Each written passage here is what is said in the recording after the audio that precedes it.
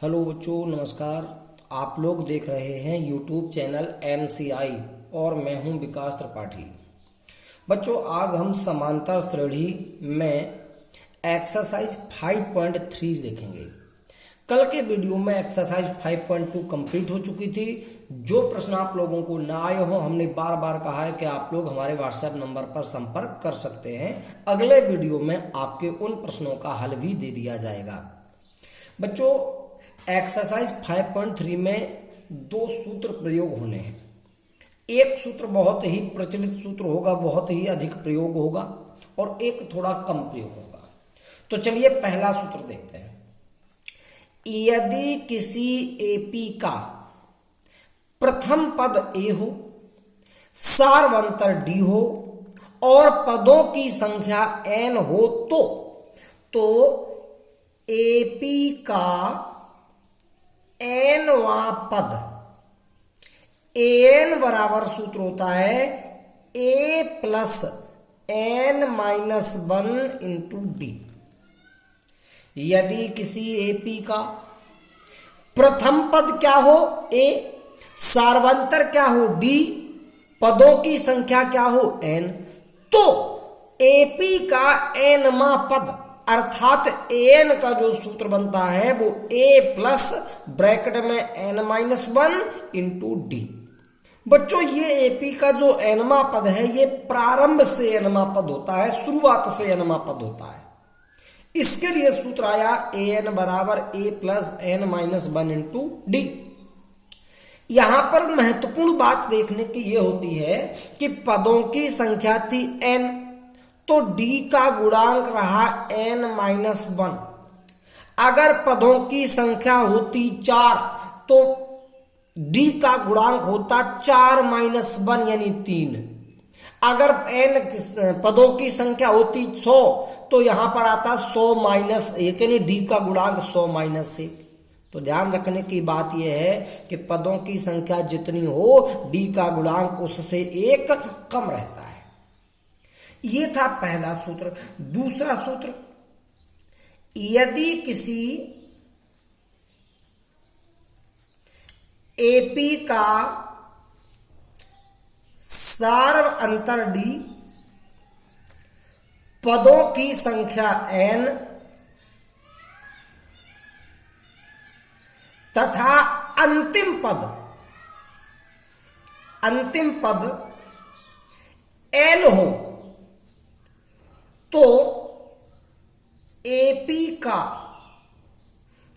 अंत से nवां पद,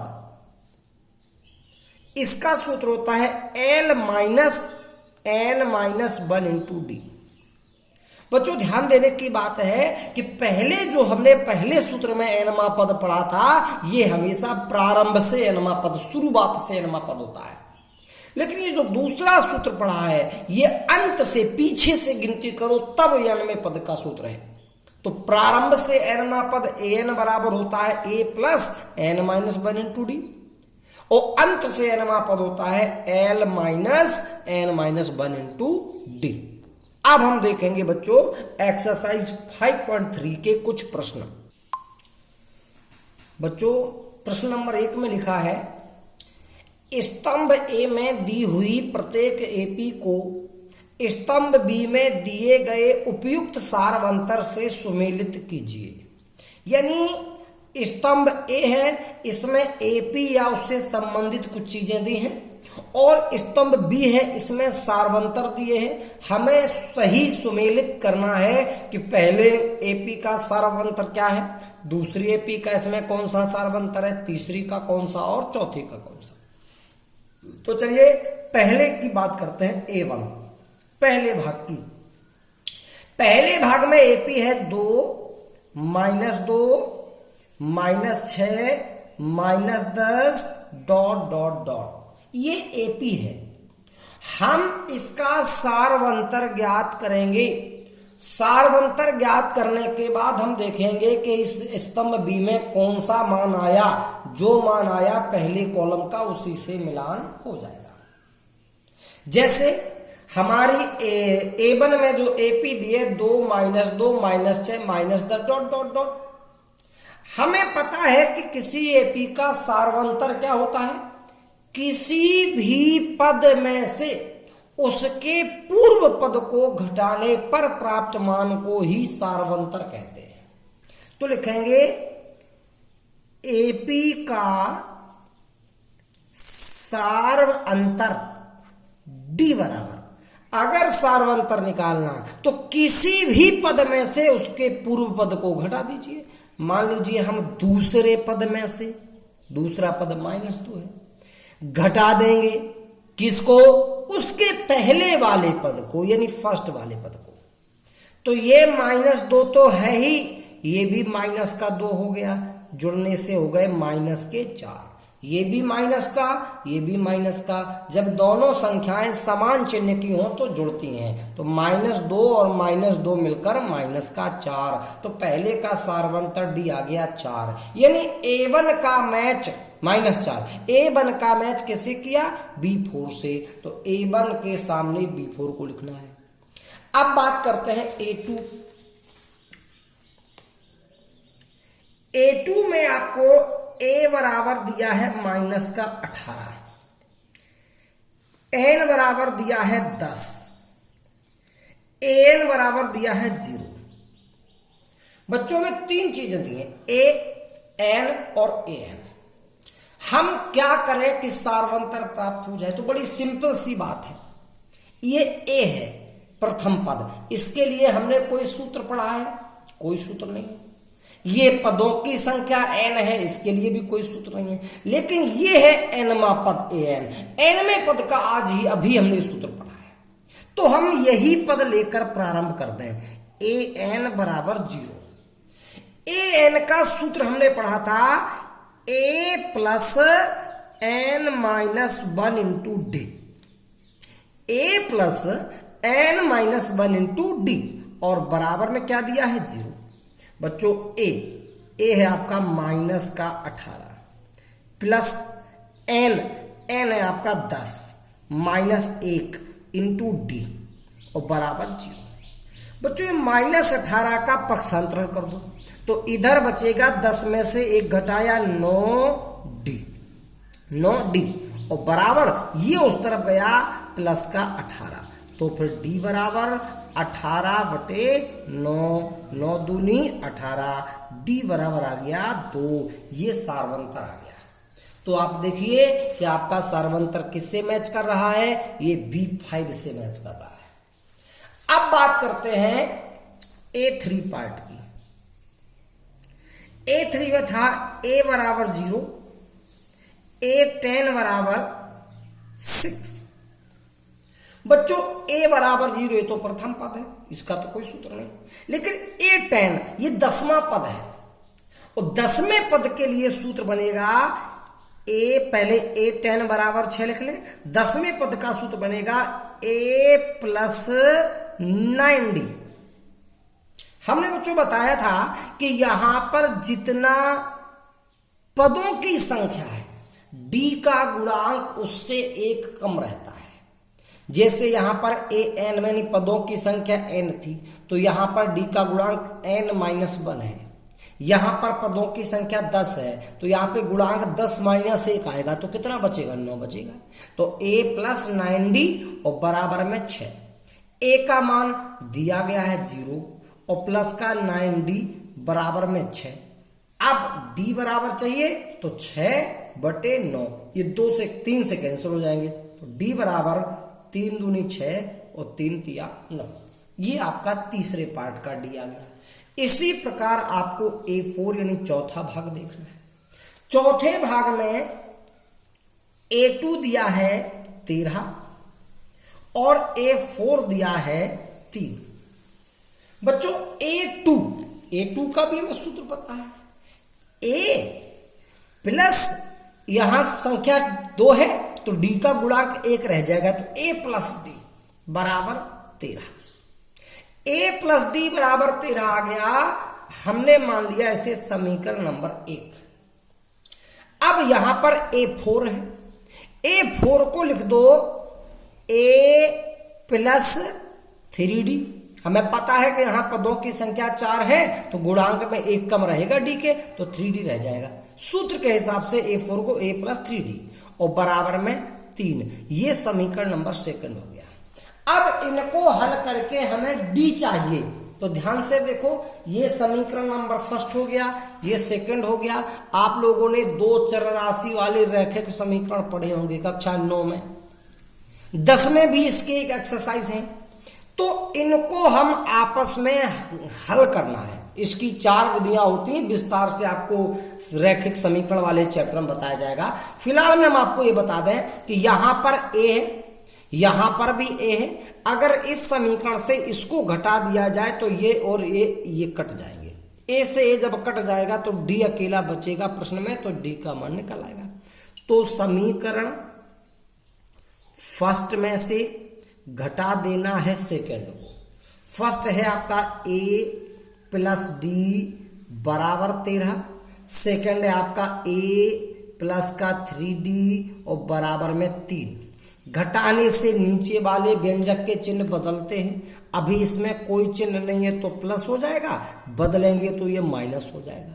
ये प्लस है, ये बदलेंगे माइनस हो जाएगा। इसमें भी कोई चिन्ह नहीं है तो प्लस माना जाएगा, प्लस हटाएंगे बदल के माइनस कर दिया। ये प्लस ए, ये माइनस से ये कैंसिल हो जाएंगे।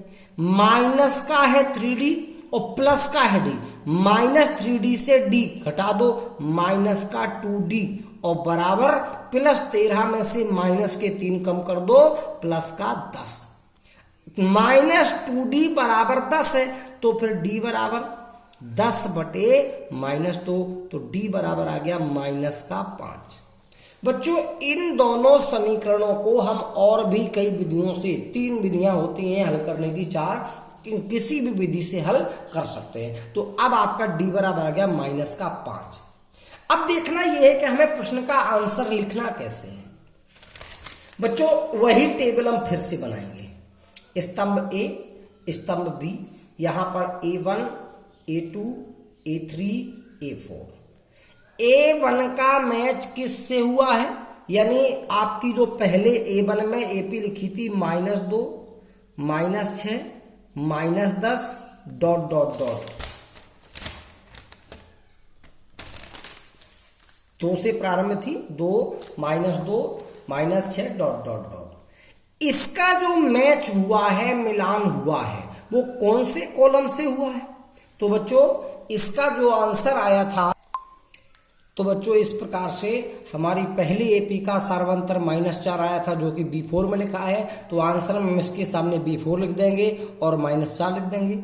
इसी प्रकार दूसरे एपी का सार्वंतर 2 मिला था तो B5 से मैच कर रहा था तो B5 2 लिख दिया।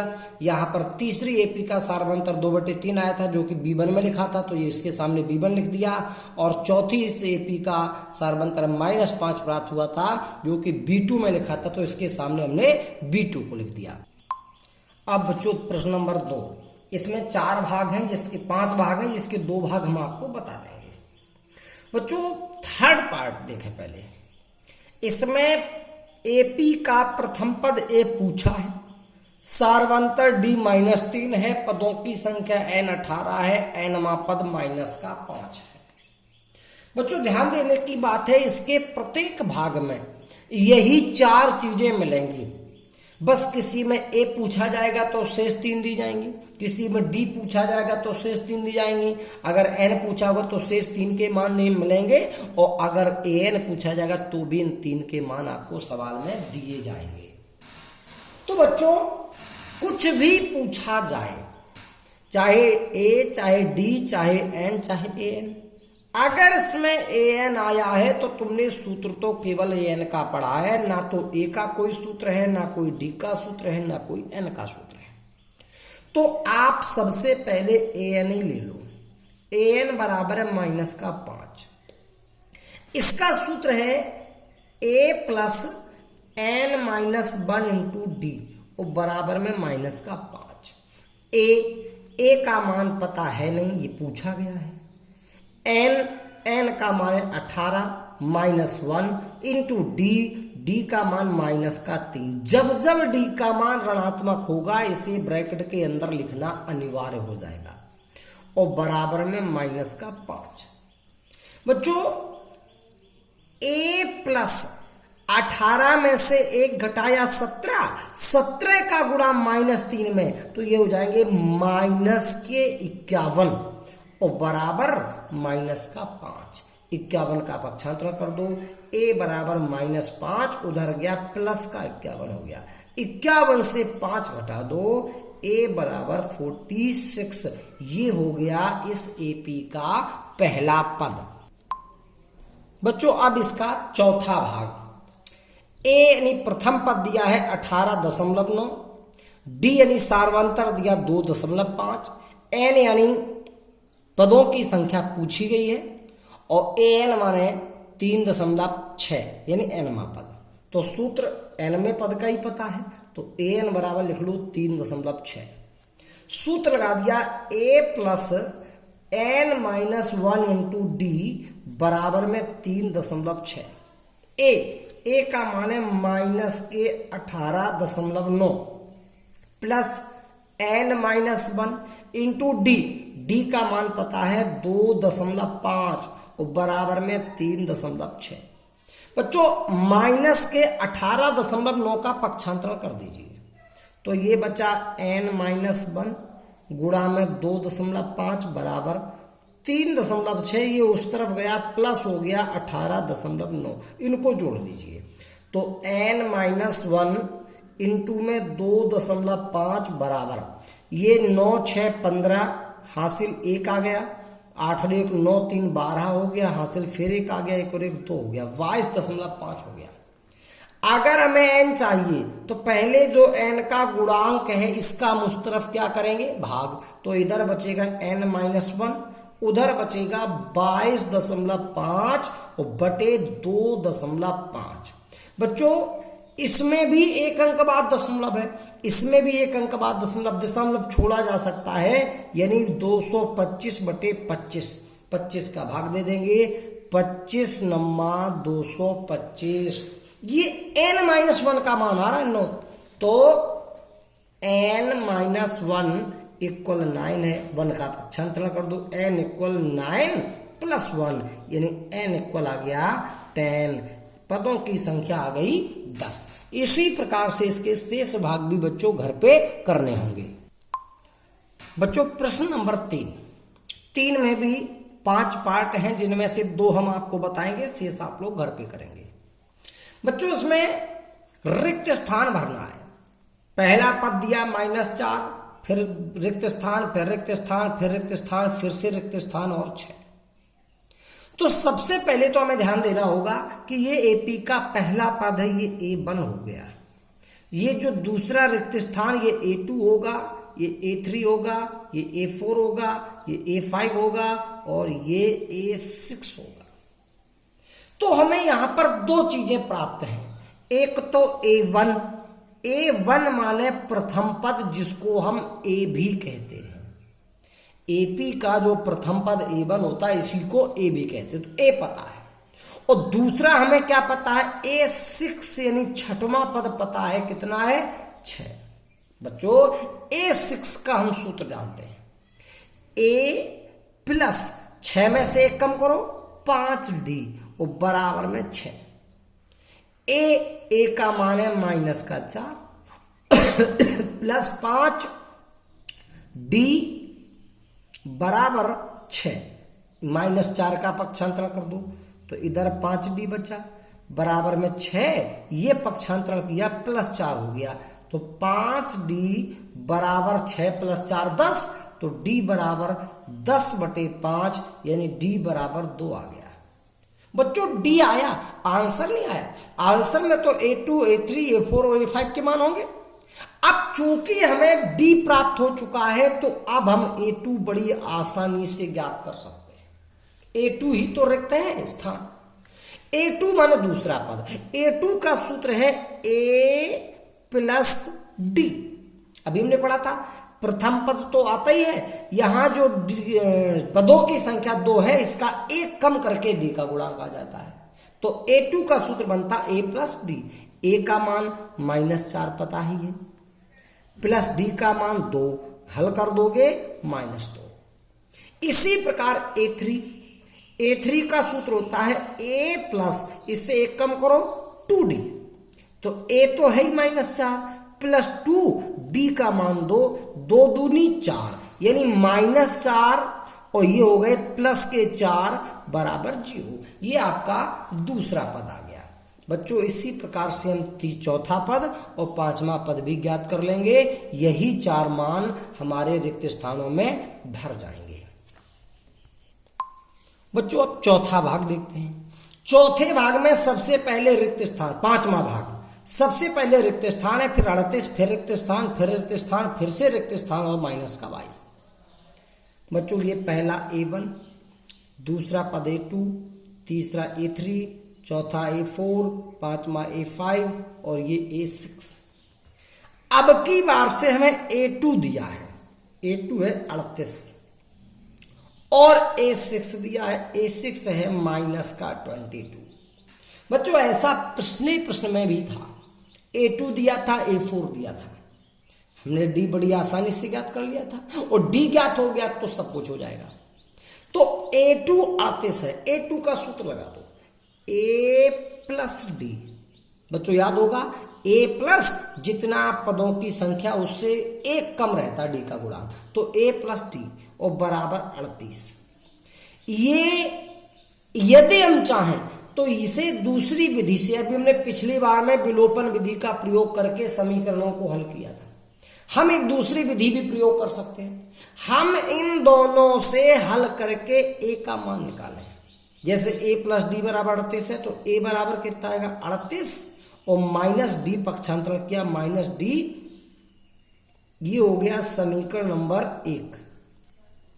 अब यहां A6 बराबर -22 था तो A6 माने A प्लस एक कम कर दो 5D और बराबर में माइनस का 22। यहां A आया है, A का मान है 38 -D, तो 38 -D और प्लस का 5D बराबर माइनस का 22। यहां 5D प्लस का है, D माइनस का है, ये बचेगा 4D और उधर माइनस का 22 तो है ही, ये 38 उधर गया, माइनस का 38 हो गया। तो ये 4D इक्वल, ये दोनों समान चिन्ह के हैं, दोनों में माइनस ए जुड़ेंगे, 8 2 10, 3 2 5 और 1 हासिल थी 6, ये हो गया माइनस का 60। अगर 4D बराबर -60 है तो D बराबर आ जाएगा माइनस का 60 बटे 4, भाग दीजिए, D बराबर आ गया माइनस का 15। बच्चों D आ गया। हमें चाहिए क्या क्या है? हमें चाहिए है A1, A3, A4, A5। तो सबसे पहले हम देखेंगे कि समीकरण फर्स्ट जो था उसमें A का मान आया था, वो A और A1 एक ही चीज होती है। A माने प्रथम पद, A1 प्रथम पद ही तो होता है। तो अगर D का मान इस समीकरण फर्स्ट में रख लिया जाए तो हमें A प्राप्त हो जाएगा। तो समीकरण फर्स्ट है A बराबर 38 -D, लिख लेते हैं।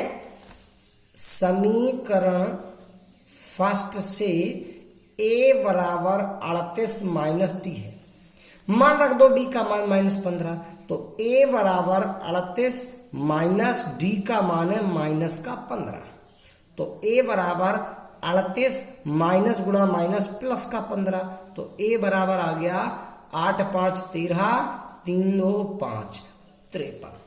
ये A जो है इसी को हम A1 कहेंगे, प्रथम पद कहेंगे। अब हमें A3 चाहिए, तीसरा पद। A3 का सूत्र A प्लस 2D।